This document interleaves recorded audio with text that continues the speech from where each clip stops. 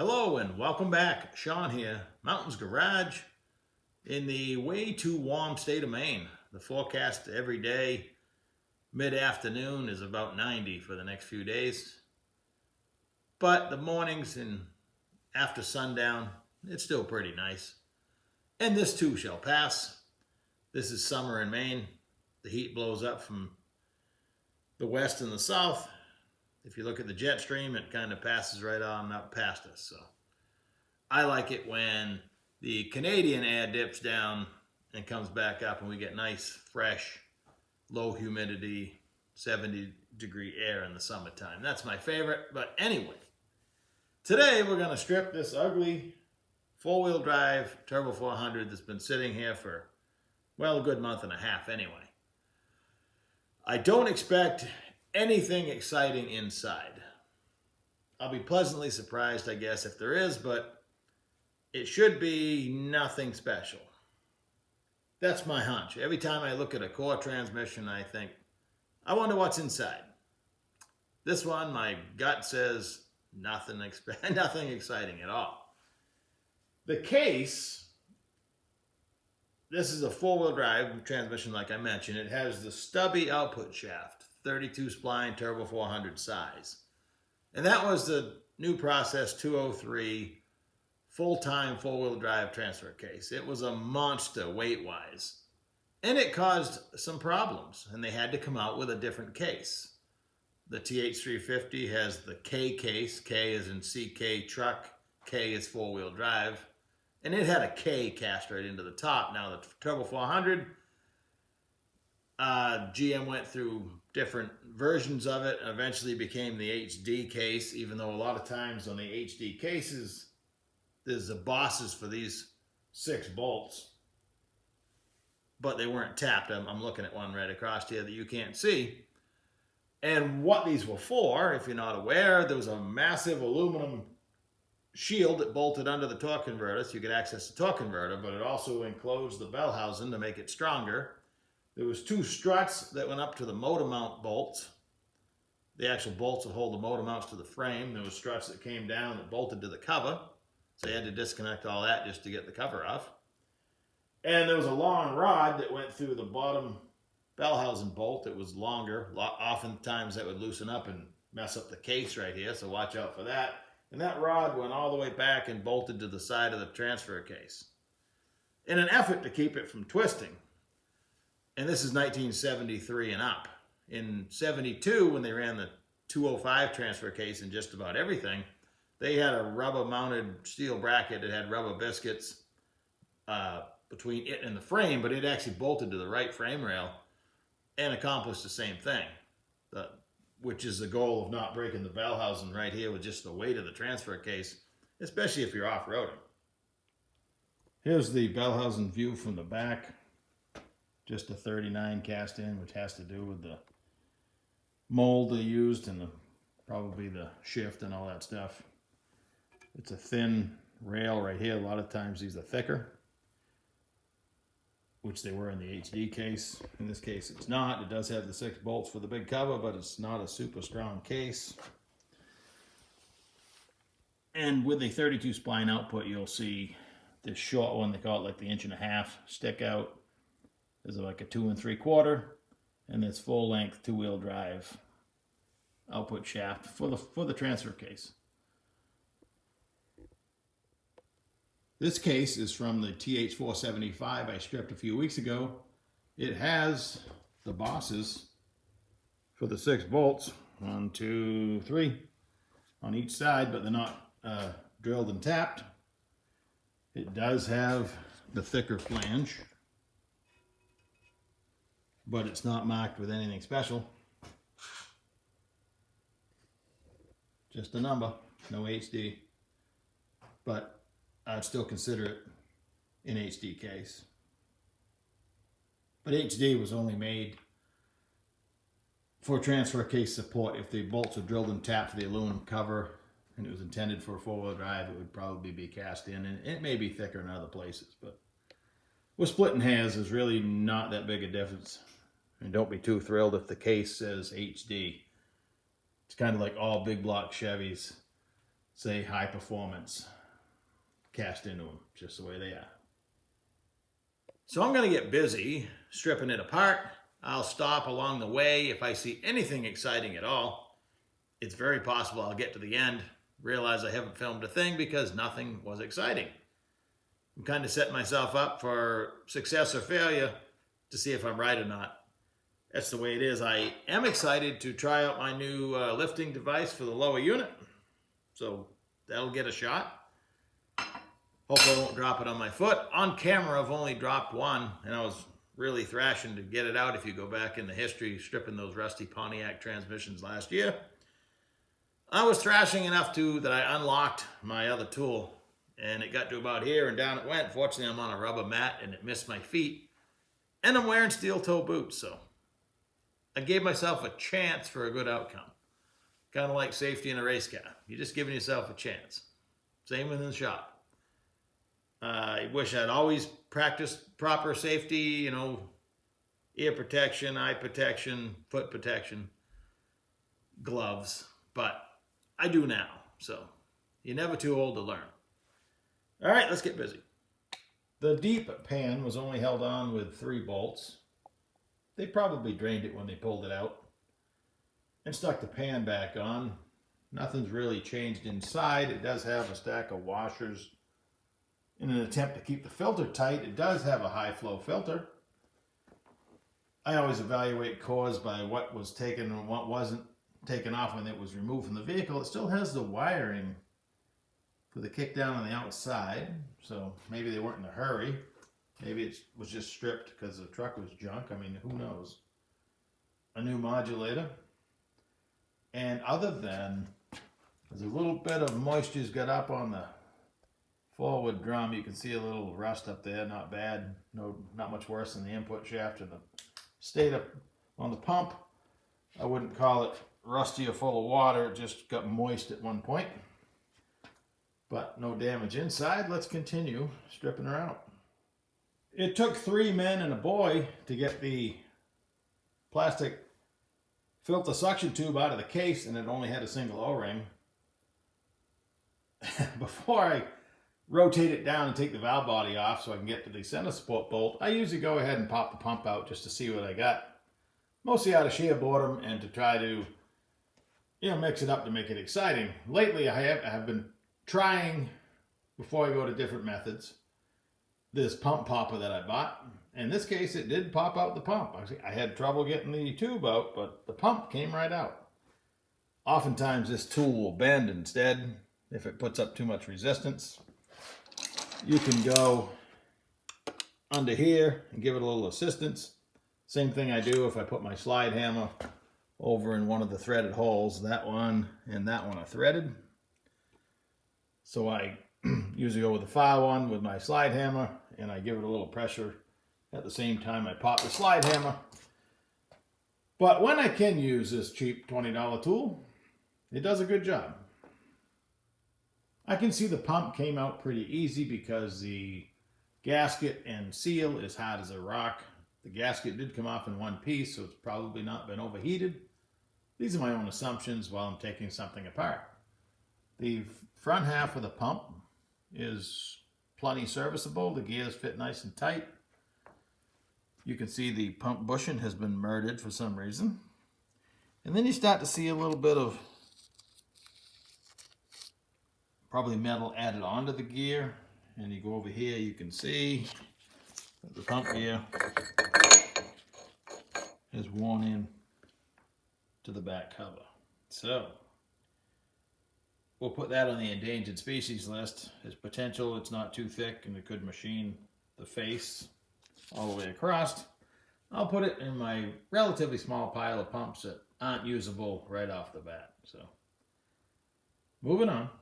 I neglected to mention that it does have Teflon seals on the back of the pump, and now I can see they're also on the center support. It seems to be 100% stock transmission. Nothing's been dual fed, nothing's been improved. I didn't say that I built this guy a transmission for his mud truck, and I'm sure this core that he brought me has also seen duty just like that. So a stock transmission, may not be low on oil, but forward clutches smoked. At least it didn't ruin the pressure plate, so that'll clean right up. Direct clutches smoked.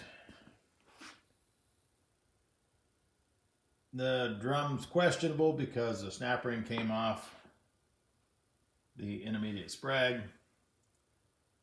So at least the cover's bad. I'll have to evaluate the drum if I'd even want to use it. It's just a roller type sprag.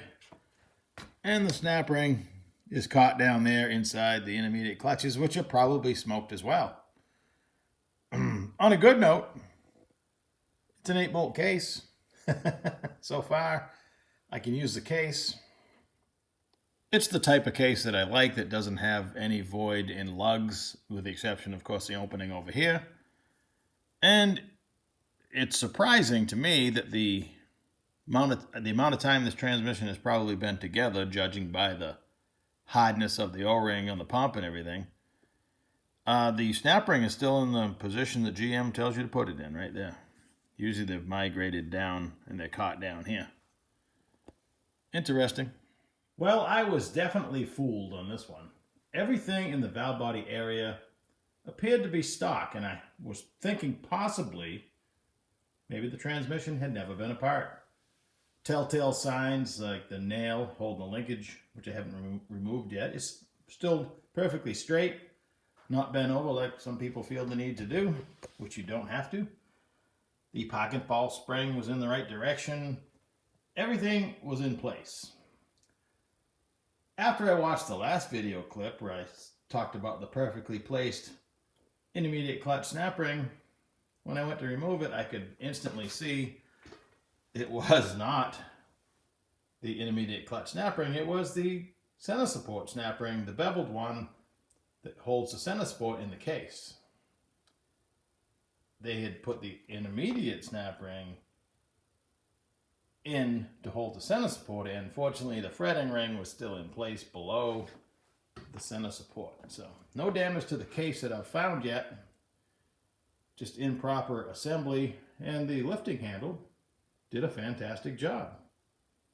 I was afraid it might be scary if you got rocking or when you lift it up out of the case and make the swing, but it worked just fine. The only thing left to do now is to pull the lower unit apart, and hopefully that is not damaged. Well, I set the camera up for this because we didn't get very far before we found damage. Here's my hands. The low roller clutch, which is down here, should freewheel left and lock to the right. Well, we're not doing a thing. I always give it a spin. Very seldom find them bad. Let's see what it looks like. Teflon seals. A little bit of rust. She is jammed up. Yeah, the whole thing's pivoted and bent. See if we can pop it out of there.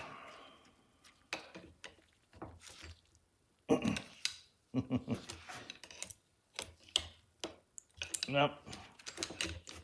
She definitely saw some abuse. Also be careful that you're one of the races for the forward-most bearing always sticks to the back of the center support, so I drop it back in there. So I'll have to pry out the low roller eventually.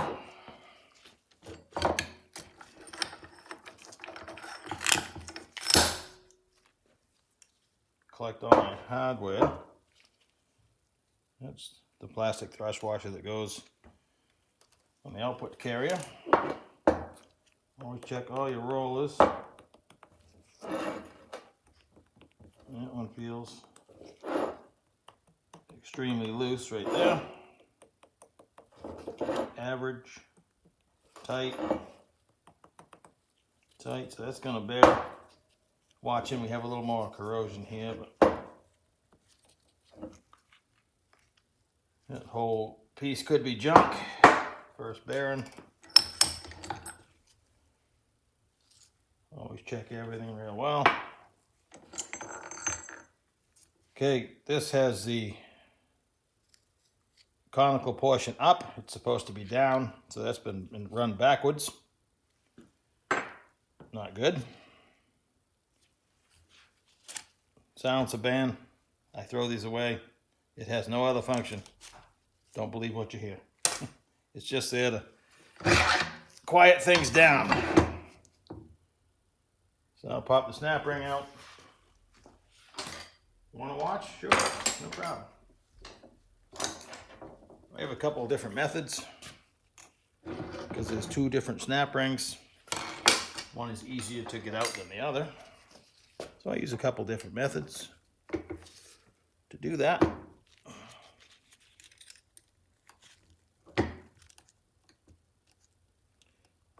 One of the most stubborn snap rings in the transmission. Only because it's stout and small. And seldom looks like this either. That's bizarre. That should lay flat. That's odd.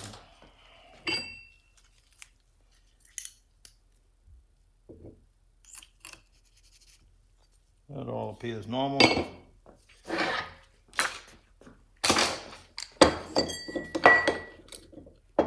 I always look to see if the bearings are installed correctly, which they are. There's a bearing set up there and there. And check. Ooh, these are nice and tight.